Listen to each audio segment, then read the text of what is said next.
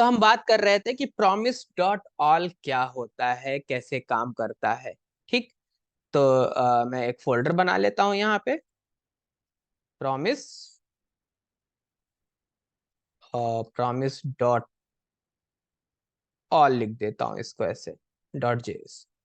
ठीक, अब मैं जानना चाहता हूँ कि प्रॉमिस डॉट ऑल क्या होता है। तो असल में जब हमारे पास मल्टीपल प्रॉमिस होते हैं, मल्टीपल प्रॉमिस है आपके पास, तो आप प्रॉमिस डॉट ऑल का यूज कर सकते हैं और वेट कर सकते हैं to resolve all the promises.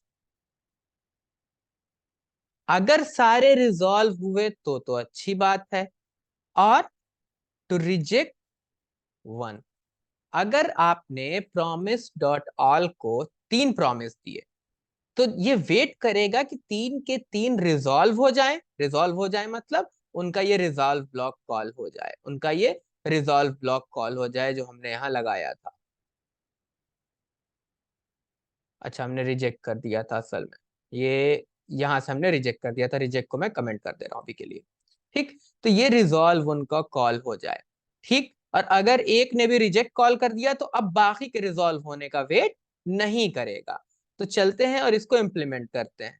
ठीक, तो सपोज दैट मेरे पास एक फंक्शन है, फंक्शन 1। ठीक, और ये प्रॉमिस रिटर्न करेगा, यहाँ लिख देता हूं, रिटर्न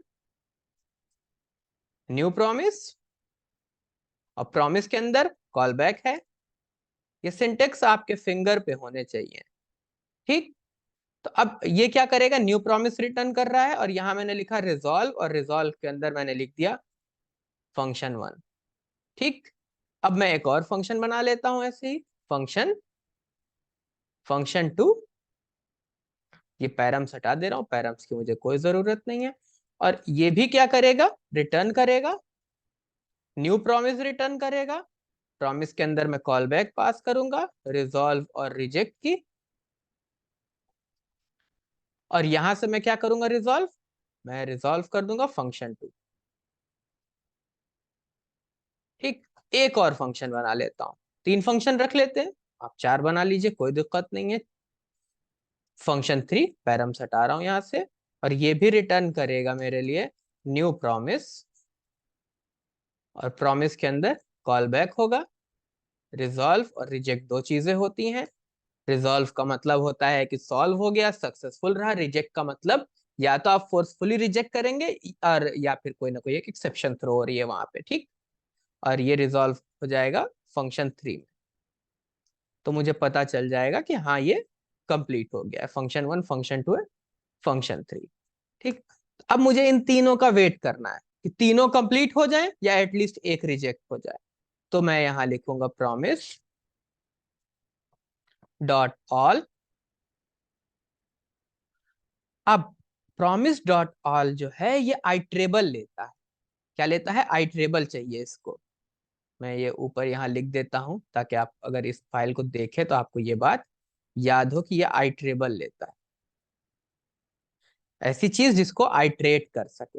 तो अब मेरे जो फंक्शन 1, फंक्शन 2, फंक्शन 3, अगर मैं इनको डायरेक्ट पास करता हूँ, मान लीजिए मैं आइट्रेटर नहीं बनाता, इनके लिए आइट्रेबल नहीं बनाता हूँ, बहुत से तरीके हैं बनाने के, हम सबसे आसान तरीका देखेंगे।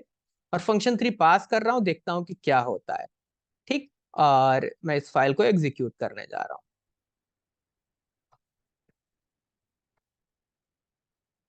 क्या कहा इसने, type error, function is not आइट्रेबल।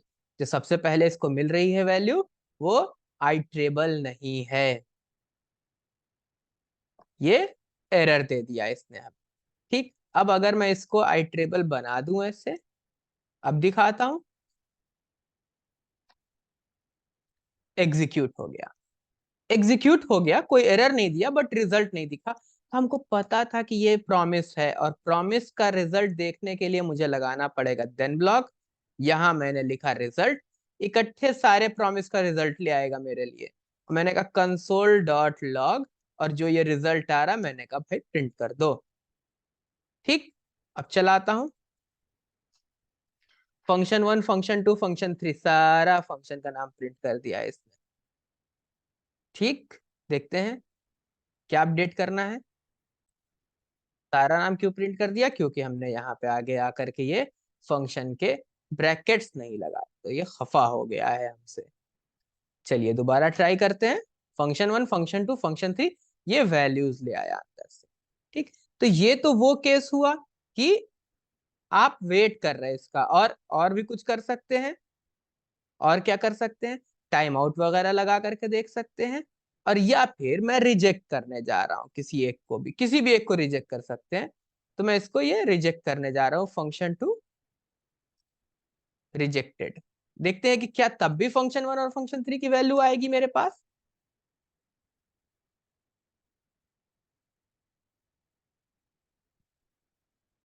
तो क्या लिखा है इसने? इसने हमसे कहा अनहैंडल्ड प्रॉमिस रिजेक्शन। नोट जेएस का पुराना वर्जन रहा होता तो इस तरीके की बात ना भी करता एक बार, लेकिन अब आप ना प्रॉमिस लगा रहे हैं कहीं पे, तो आपको उसको हैंडल करना है।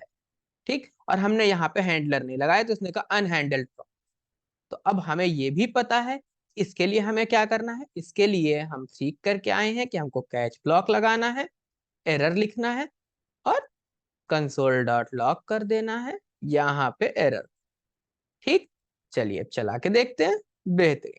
फंक्शन 2 रिजेक्टेड, क्योंकि अगर एक भी रिजेक्ट हो गया तो अब ये बाकी के प्रोमिसेस के रिजॉल्व होने का वेट नहीं करेगा, और अगर रिजॉल्व हो रहे हैं तो ये सबके रिजॉल्व होने का वेट करेगा। तो क्या सच में रिजॉल्व होने का वेट कर रहा है? अभी तो आपको लग रहा होगा कि हमने सीधे रिटर्न कर दिया, कोई टाइम आउट वगैरह लगाया नहीं पहले की तरह। तो मैं यहाँ पे टाइम आउट लगाने जा रहा हूँ, सेट टाइम आउट।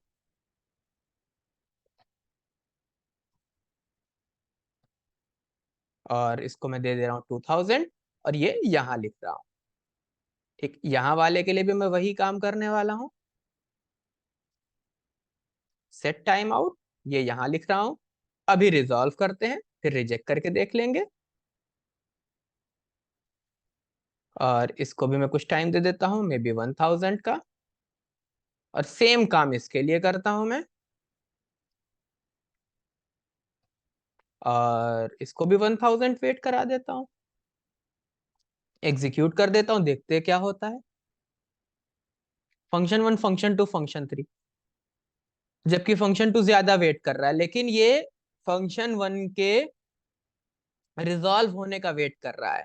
जब ये रिजॉल्व हो जा रहा है, जबकि इसका वेट टाइम ज्यादा है, इसका कम है, बट जब ये रिजॉल्व हो जाएगा तो अगले पे और तो अगले पे जा रहा है। और अगर मैं इसको रिजेक्ट कर दूं, अब देख रहे होंगे सेट टाइम आउट भी लगा रखा है, तो रिजेक्टेड वाला मैसेज मिल जाएगा हमें और कंप्लीट हो जाएगा। तो यानी कि या तो सबके रिजॉल्व होने का वेट करेगा जितने प्रॉमिस दिए हैं, या तो किसी एक के रिजेक्ट होने का वेट करेगा। और ये क्या पास कर सकते हैं इसमें? आइट्रेबल पास करते हैं। और ये रहा इसका सिंटेक्स। होपफुली बिल्कुल क्लियर होगा। चलिए आगे बढ़ते हैं और देखते हैं कि प्रॉमिस के साथ और क्या चीजें हैं।